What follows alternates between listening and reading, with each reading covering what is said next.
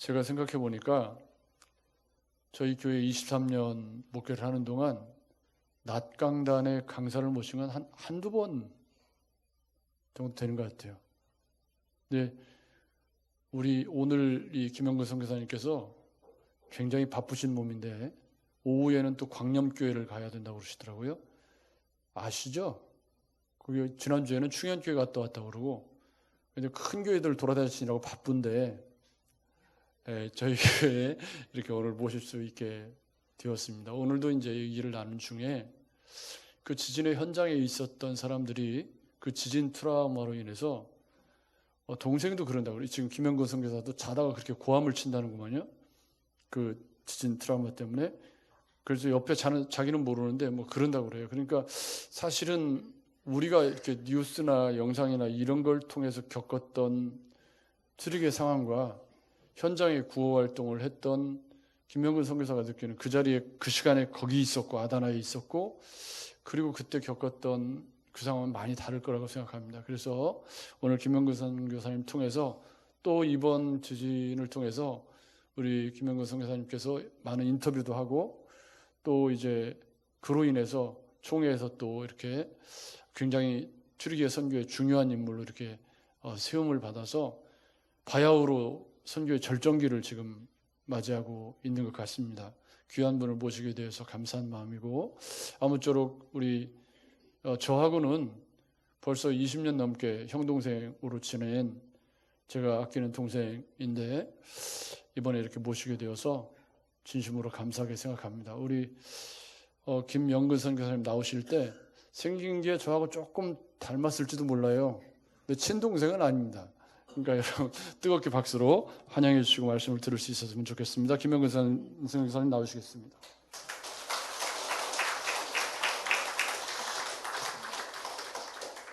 아무래도 제가 김정민 목사보다 조금 더 낫죠.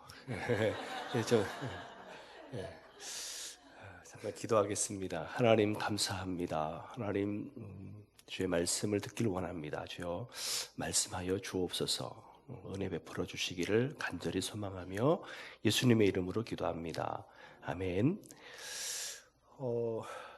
말씀에 율법사가 영생에 대한 말씀을 영생에 대해서 질문하는데 예수님의 대답은 하나님 사랑하고 이웃 사랑하라고 말씀하는 거예요. 하나님 사랑하잖아요. 우리 그래서 예배하고 섬기고 나누고 또 우리가 봉사하고 전도하고. 그런데 이웃 사랑 여러분 어떻게 하고 계십니까? 여러분의 이웃은 누구죠? 저는 이번에 그 지진을 겪으면서 나의 진정한 이웃이 또 내가 누구의 이웃이 되어져야 되는지 내 인생이 어떻게 삶의 방향을 잡고 나가야 되는지 다시 한번 절실하게 깨닫고 결단하는 그런 시간이었습니다. 2005년도에 터키에 들어갔고 2007년도에 저희 지역 가까운 곳에 말라티아 순교 사건에서 이번에도 그 틸만 선교사님 그 사모님 돌아가시고 사모님이 지금도 이렇게 사역을 하고 계시는 그 지역에 와서 저희가 구호 활동을 했었는데요. 선교사님 그 순교 사건 엄청난 큰 사건이었잖아요. 그리고 2011년도에 시리아 사태가 나서 300에서 한 400만이 넘는 난민들. 근데 실제로 더 되는 것 같아요. 저희 지역에도 상당수의 시리아 사람들이 있고 아프간 사람들이 있고 이란, 이라크 난민들이 있어요. 그리고 2014년도에는 IS, 그래서 저희 지역에서도 저희 집 그 공원 쪽에서도 자살폭탄 테러가 있었고 광장에서도 있었고 그리고 1년에 30에서 한 50여 명의 대원들이 이렇게 늘 체포되는 저희 지역에서 그러니까 IS들과 함께 이렇게 살았던 그런 지역이었고 2017년도에는 터키 쿠데타로 인해서 또 상당히 어려운 시간들을 보냈고 2, 3년 지나서 코로나가 또 왔었고요. 이런 어려운 상황들, 근데 이런 위기들, 이런 도전들은 사실은 개인적인 위기들, 개인적인 도전들도 모두에게 있을 것이고 또 나라적으로, 사회적으로, 환경적으로 이런 일들은 뭐 수도 없이 일어나는 것 아니겠습니까? 근데 저희가 선교할 때 제 안에 어떤 마음이 있냐면 어떤 도전이 있고 어떤 시련이 있고 어떤 막힘이 있어도 하나님 나라는 부흥하고 하나님께서는 여전히 하나님 나라를 세워가시고 이 택하고 예비하신 영혼들을 부르시는데 절대 방해받지 않는다. 코로나로 방해받지 않고 전쟁으로 방해받지 않고 지진으로 방해받지 않는다는 사실들을 그 전제하에 저희가 사역을 하고 섬기고 있습니다. 그래서 코로나 때 저희가 락다운 한국보다 더 심했어요. 도시를 나갈 수가 없었고 한 사람 가족의 대표 한 사람만 나가서 오전에 장 보고 들어오고 그래서 뭐 사람 만날 수도 없었던 그런 2년 반 3년의 세월인데 저희가 평상시 보통 1년에 1명에서 2명 정도 세례식이 있었어요. 근데 코로나 때 5명이 세례를 받았어요. 그리고 또 한 번도 만나보지 못했던 그런데 전화가 옵니다. 그다음에 카톡이 오고 메시지가 와요. 꿈에 선생님을 만났는데 선생님 왜 자꾸 선생님 꿈에 나타나는 거죠? 누군가 선생님 만나보라는 메시지를 계속 마음에 그런 감동이 온다는 거예요. 그렇게 돼서 5명에게 성경 공부를 하고 세례 공부를 하고 락다운이 풀리는 날 세례식 5명이 세례를 받았어요. 그리고 매년 성탄절 때 저희가 전도 초청 잔치를 해요. 그리고 매년 1월 2일 첫 주는 특별 새벽 기도를 합니다. 교회에 모여서. 근데 아이들이 예수 믿는 것을 20대 청년들이니까 아무도 몰라요, 집에서. 근데 저희 20여 명에 되는 세례교인들이 100% 다 출석합니다. 그리고 코로나 때도 이불을 뒤집어 쓰고 이어폰을 끼고 말을 할 수 없으니까 저만 혼자 말을 해야 되니까 그렇게 해서 특별 새벽기도를 온라인으로 드렸어요. 그리고 작년 성탄절 때 또 초청 예배를 드리는데 보통 우리가 30명 정도 초청을 하면 이렇게 뭐 한 200~300명 중에서 관심 있는 보인 또 마음이 열린 지체들을 초청을 하면 뭐 10명 많이 오면 10명 와요. 근데 작년에는 27명의 지체들이 와서 함께 예배하고 복음을 들었어요. 아무리 척박하고 아무리 어려워도 하나님의 구원의 역사들은 하나님의 은혜가 그 땅 가운데 여전히 있다는 사실들, 하나님께서 일하고 있다는 사실들을 경험하는 그래서 코로나를 통해 이들의 마음이 많이 단단해졌구나. 그래서 다시 한번 하나님께 이 땅에 부흥을 허락하시겠구나라는 기대감을 가지고 2023년을 시작했고요.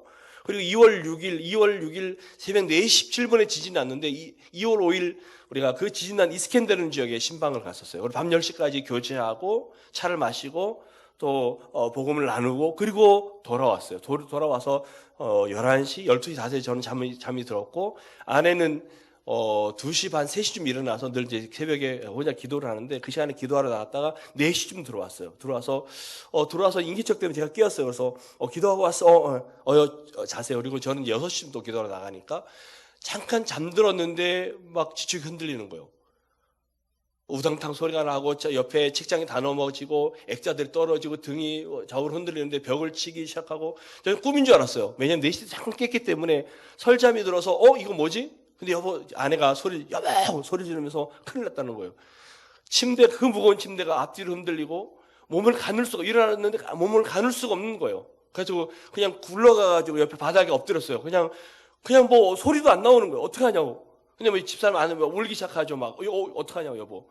그러다 보니까 순간 정신이 없는데 우리 아이가 있었지 옆방에. 아이 방으로 가니까 아이는 초등학교 때부터 어렸을 때부터 지진교육을 너무 잘 받아가지고 양발 신고 옷 입고 베개로 얼굴 딱 가리고 누워있더라고요. 이야 그 상황은 인간의 본능이 대단한 거 아니겠습니까? 15살 먹었어요.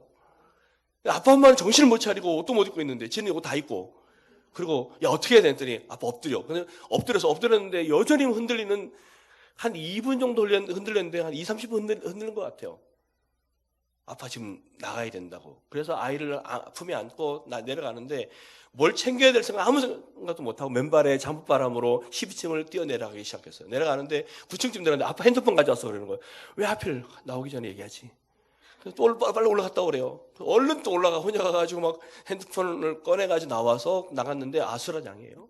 동네 방네 소리 지르고 울고 아이 없고 옷도 못 챙기고 뭐 이불도 못 가져 아무것도 못 가져오고 그래서 차를 끌고 근데 그 비가 막 우기라 비가 오고 있었고 광장으로 나갔어요. 한 5분 거리 앞에 넓은 광장이 있는데 저는 아스팔트가 춤을 춘다는 것을 처음 알았어요.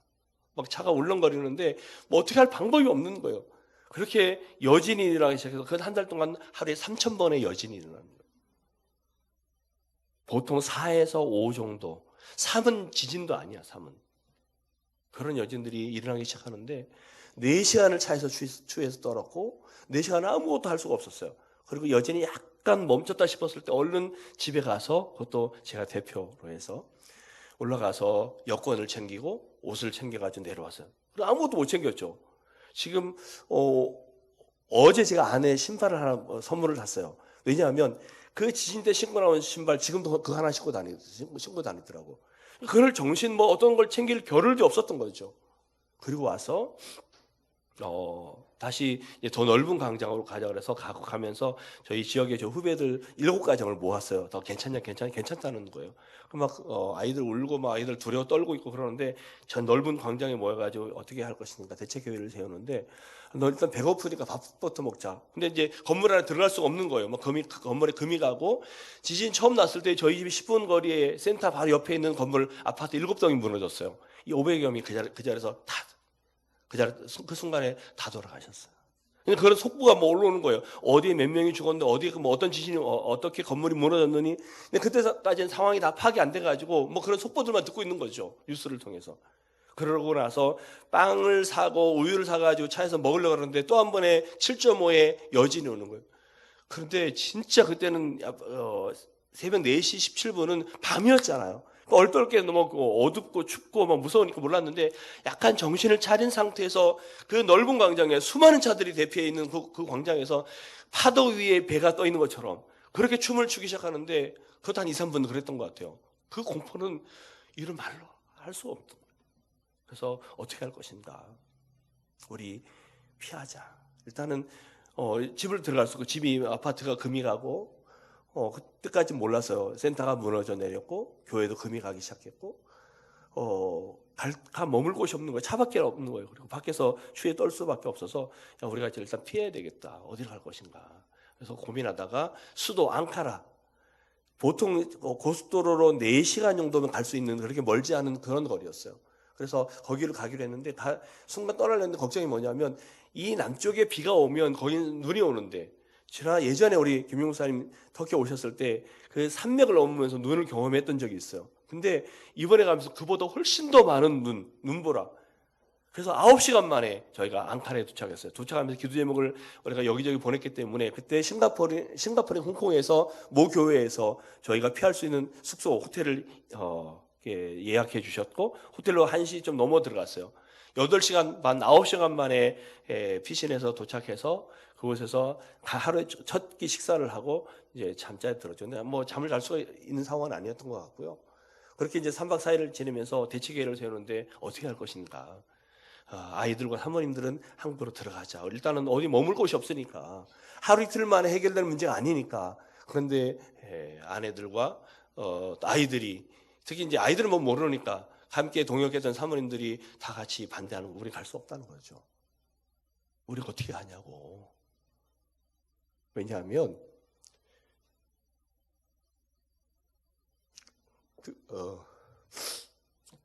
그 건물 속에 죽어가는 그 수많은 사람들이 우리 가족이고 우리 이웃인데 어떻게 가겠냐는 거예요. 못 간다는 거예요.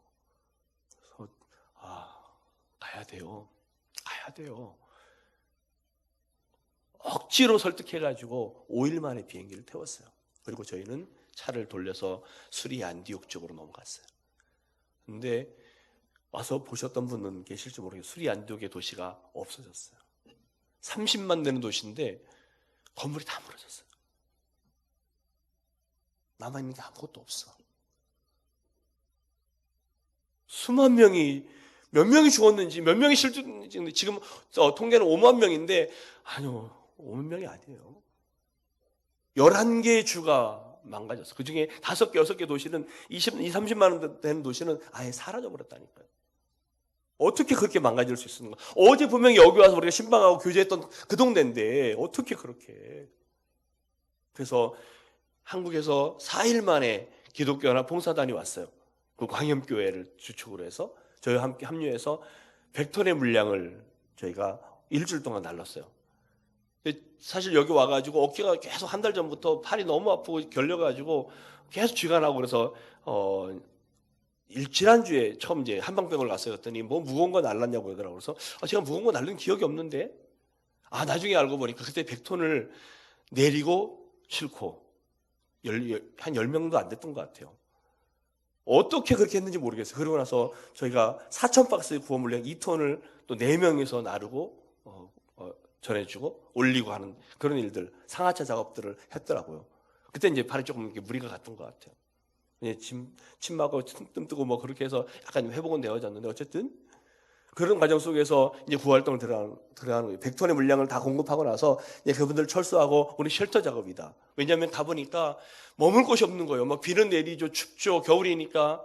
그리고 비닐하우스 속에 막 20-30명 들어앉아 있죠. 4-5년 텐트 속에 20-30명 애들이 막 바글바글 하죠.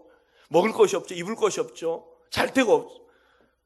그래서 쉘터 작업을 저희가 그때부터 시작을 했어요. 가서 듣는 소리들 어떤 소리인지 아십니까?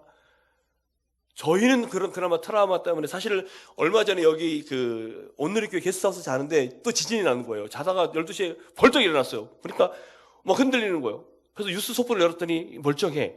또 잠들었어요. 또 흔들려요. 또 일어나서 보니까 멀쩡해. 아, 내가 지금 트라우마 속에 있구나. 전주 와서도 그랬다니까요.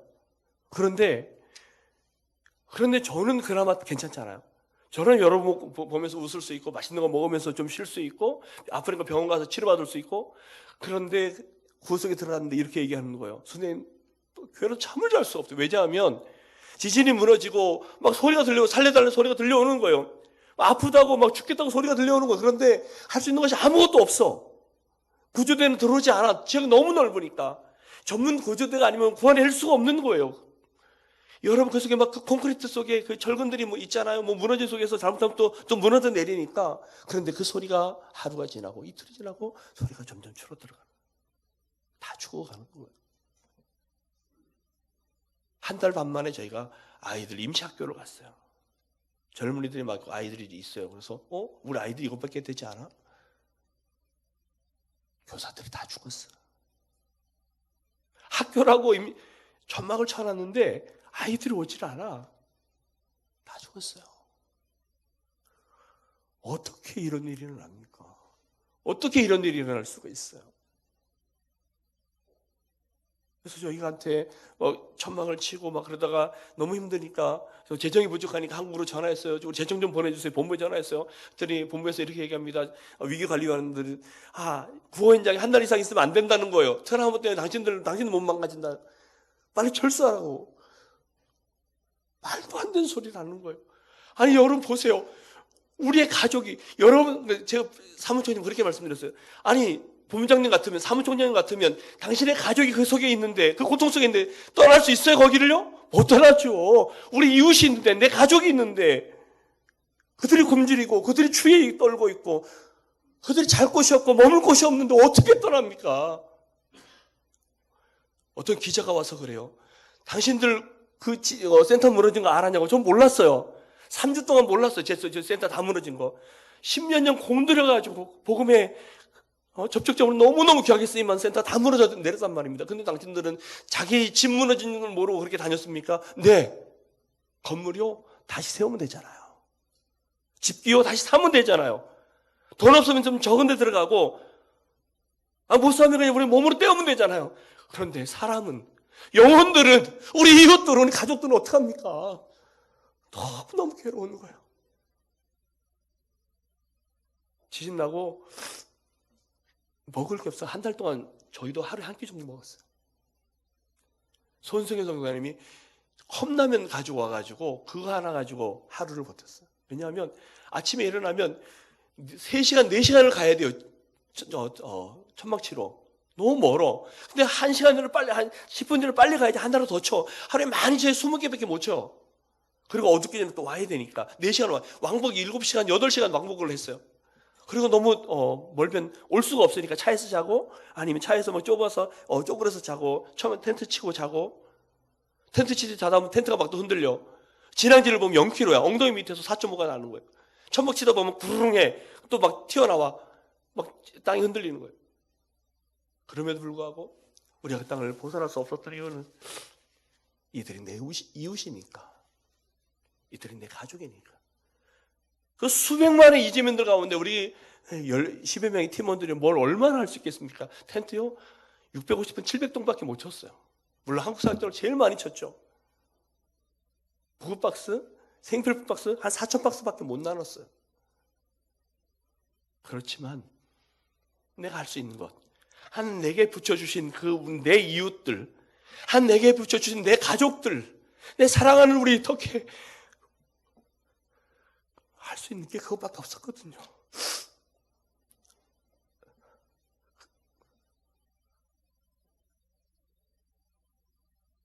그래서 그들이 아주 조금이라도 위로받을 수 있으면, 그래서 그들이 아주 조금이라도 좀 힘을 낼 수 있으면 그 지진과 고난 속에서 다시 희망을 안고 일어설 수 있으면, 그래서 더 나아가서 하나님의 나라를 소망할 수 있으면 내 몸이 부서지고 수십억의 구조금이 들어가서 한 가족이라도 구원받을 수 있다면 그거 해야죠. 우리가 이 땅에 존재하는 이유가 건물이 아니잖아요. 좋은 차가 아니잖아요. 사람이잖아요. 영혼이잖아요. 좀 손해보고 좀 억울한 소리 듣고 좀 힘들어도 여러분의 이웃들 가운데 여러분으로 인해서 하나님을 알게 되어지고, 여러분이 정말 이웃 사랑하는 마음으로 그렇게 섬겨서 그들이 하나님 나라를 소망할 수 있다 그러면 그보다 값진 것이 어디 있겠어요? 율법사가 영생에 대한 질문했을 때 예수님 대답이 그거였잖아요. 너도 이와 같이 하라고. 제가 칭찬받을 일은 전혀 없어요. 저는 당연히 나의 이웃들에게 내가 해야 될 것, 할 수 있는 것, 한 것밖에 없으니까. 그리고 또 그거 하려고 내일 모레 또 들어가려고 하는, 대단한 것을 하려고 하는 것이 아니라 그냥 그들의 이웃으로, 선한 이웃으로 먼저 복음을 받은, 구원을 얻은 하나님의 사람으로 그들 가운데 살아가기를 원합니까? 여러분들 이거면 되지 않겠어요? 우리 그렇게 살아갈 수 있었으면 좋겠어요. 좀 너무 자존심 상해가지고 그것 때문에 막 싸움하지 마시고, 내 거 더 챙기려고 막 아둥바둥 살지 마시고, 내가 좀 더 손해보고 억울한 일을 당하고 좀 마음이 아프고 그래도 그 사람들에게 하나님의 사랑이 실천되어지고 증거되고 나눠줄 수 있다면 여러분이 그렇게 살아가십시다.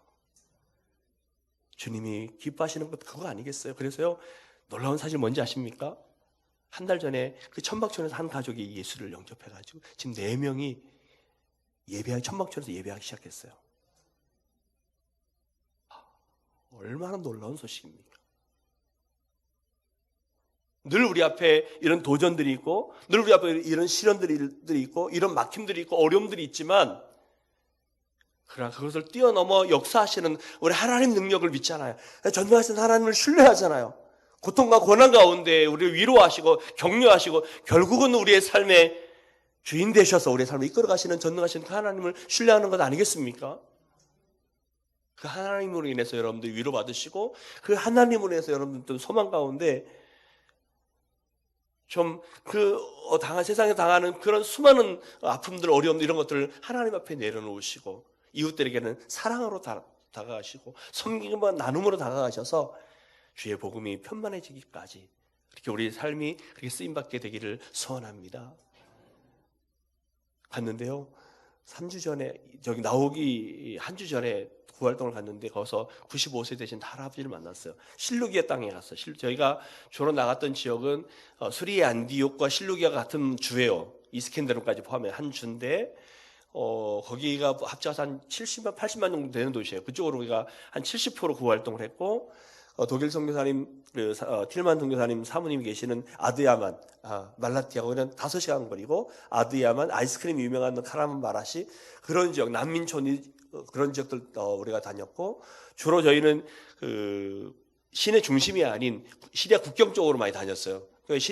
시내 쪽은 NGO도 많이 들어왔고, 수많은 선교 구호활동 팀들이 많이 들어와서 잘 섬기고 있었기 때문에, 저희가 갔던 지역들은 주로 국경 지역들, 외진 곳들, 그리고 의사와 변호사, 자원봉사자들과 팀을 이루어서 센터에다가 물류창고를 짓고, 예배당도 물류창고를 사용하고, 그리고 현장에다가 지진도 무너진 학교를 저희가 잠깐 임시 물류창고로 얻어서 그곳에서 그들과 더불어 팀 사역을 했는데, 실루기아 땅에 시내 쪽에서 95세 할아버지를 만났는데, 지진 나고 2달이 넘도록 텐트 하나 못 받으셨더라고요.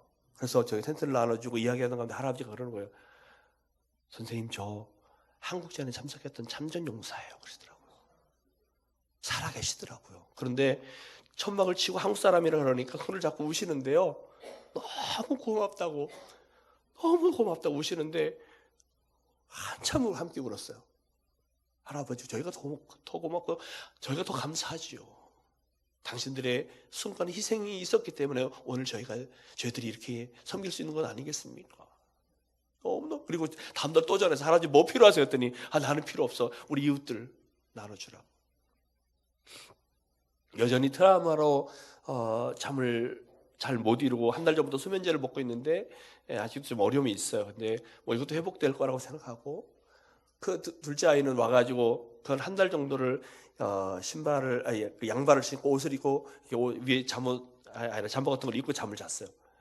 누가 시키지도 않았어요. 사춘기인데 엄마 아빠 늘 떨어지길 좋아하는데 늘 붙어 있고 안 떨어지려고 그러고, 그런 트라우마들이 우리 안에 있고 여러 가지 막힘들이 있지만, 그리고 앞으로 해야 될 일들이 여러 가지 이렇게 놓여 있지만, 이런 모든 일들은 시간이 지나면 해결되어질 거라고 저는 생각을 하고요. 더 중요한 것은 그들이 트라우마 속에서, 고통 속에서 빨리 회복되어질 수 있도록. 보통 그 도시가 보통 20년, 30년 정도 걸린다고 그래요. 회복되는데 2-30년 동안 어쩌면 저희가 은퇴한 이후일 수 있을지라도 여전히 그들 가운데 이웃으로 남아서 그들을 돕고 섬기고 위로하고 격려하는 그런 선한 이웃으로의 삶을 계속해서 살아가기를 소망합니다. 이제 들어가게 되면 무너진 그 건물을, 센터를 재건해야 될 과제가 남아 있어요. 다시 건물을 얻고 젊은이들을 모아서 그들을 위로하고 그들에게 소망을 나누고 함께 꿈을 키우는 그런 일들을 감당하려고 합니다. 그리고 그걸 통해서 복음을 전하는 일들을 계속 감당하게 될 것입니다. 그리고 예배당도 다 지금 금이 너무 많이 가고 그래서 올 때 저는 따뜻한 색깔로 다 바꿨어요. 옆에 커튼도 좀 우중충한 색깔 다 걷어내고 아이보리에서 해서 밝은 색깔로 다 바꿨어요. 왜냐하면 교회 나오는 아이들이 다 트라우마 때문에 너무너무 고통스러워하니까. 그래서 예배당 분위기도 살짝 바꿔가지고 들어왔을 때 새로운 분위기가 나는 듯한 그런 분위기로 바꿔놓고 왔지만, 여전히 어려움에 있는 우리 성도들, 이제 예배가 회복된 지 한 달밖에 되지 않았어요. 아직 한 40-50%밖에 나오지 않고 있지만, 그들 가운데서 다시 한번 희망을 갖고 그들이 예수 믿는 사람으로서 우리 성도들이 또 이웃들에게 나아가서 그들이 선한 영향력을 끼칠 수 있도록 기도해 주시고, 또 이제 지진난 지역에서 나온 성도들을 위로하려고 해요. 그래서 저희 예배당을 활용해서 좀 보수하고 해서 교회 내 교회 개척 사역을 하려고 합니다. 그들이 원하면 같은 시간대 예배를 드리고, 원하지 않으면 다른 시간대 예배 시간을 조정해서 예배 드리게 하고, 소그룹 모임을 만들고, 창고로 만들어놨던 것을 소그룹 모임 방으로 만들어서 그들이 함께 예배할 수 있는 그런 공간으로 활용하려고 합니다. 이런 일들, 산적한 일들을 잘 감당할 수 있도록 기도해 주시고, 작년에 제가 한국 지방에 있는 지방에서 국제학교를 시작을 했어요. 선교사들이 좀 흩어졌으면 좋겠다. 그런데 아이들 때문에 흩어지지 못하는 것 때문에 너무 마음이 아파서 온라인 국제학교를 미국에 있는 미션스쿨하고 MOU를 맺고 제가 이제 분교장이 되어서 시작을 했는데, 입학한 학생이 한 명도 없어요. 왜냐하면 지방에 있고 온라인으로 하는 거니까. 그래서 저희 막내를 1호 학생으로 억지로 넣어서 공부를 시켰어요. 이제 소문이 나면 좋은 학교인데 소문이 나면 여러분 자녀를 보내주십시오. 잘 키우겠습니다. 온라인 영어 학교예요. 영어를 좀 해야 되는데 어쨌든 시작을 했어요. 근데 지진이 나가지고 온라인으로 수업을 할 수 없는 상황이 되었잖아요. 근데 학교에서 연락이 왔어요. 미국에 있는 캘리포니아 있는 학교에서 어쨌든 온라인 학교고 또 MOU를 맺어서 연결된 학교 학생이 있고 1호 학생이 있지만 이 아이의 학업을 우리가 책임지겠다고 해서 지금 6월 1일 날 비자 인터뷰를 하게 되고, 그리고 캘리포니아에 가서 공부를 할 수 있을 것 같아요. 전혀 1도 생각도 못했던 그런 일들이 또 일어나고 있어요.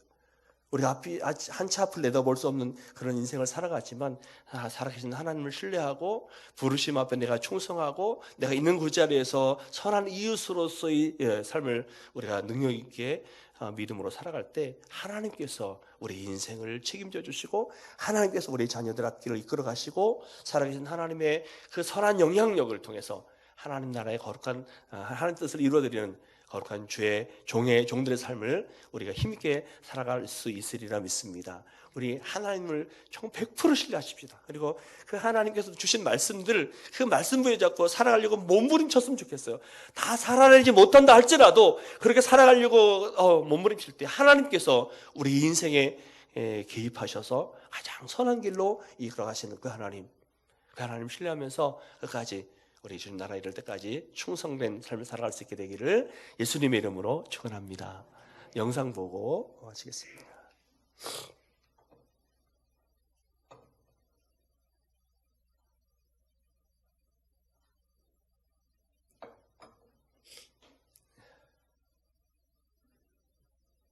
있나요?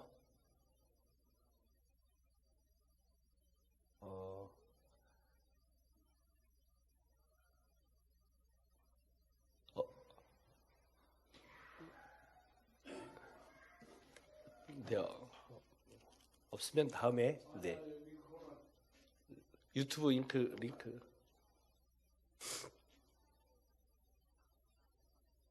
네 저희가 후활동 했던 내용들을 제가 링크를 좀 보내드렸었는데